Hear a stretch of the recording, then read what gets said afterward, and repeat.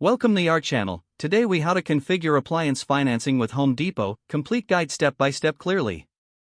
To begin configuring appliance financing with Home Depot, visit the Home Depot website. Navigate to the Appliances section in the main menu.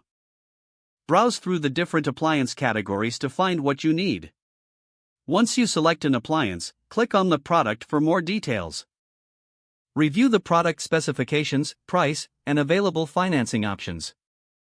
Click on the financing link, usually located near the pricing information. You will be redirected to the financing options page.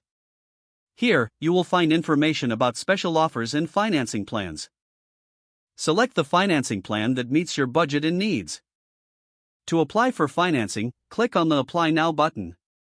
You will need to fill out a credit application form. Provide personal information such as your name, address, and social security number. Enter your income and employment details as required. Review the terms and conditions before proceeding. Submit your application for approval.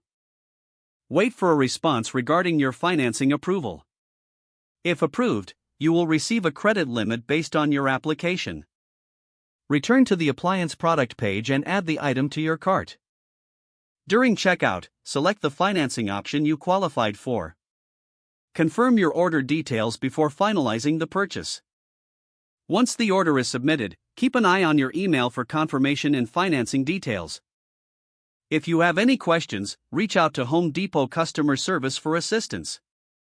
If the page does not load, refresh the browser. Make sure you are using the correct email address, then retype it carefully to avoid small typos. If your password is not accepted, use the reset option and create a new strong password you can remember. Check your spam folder for verification or security emails, then complete any requested confirmation steps.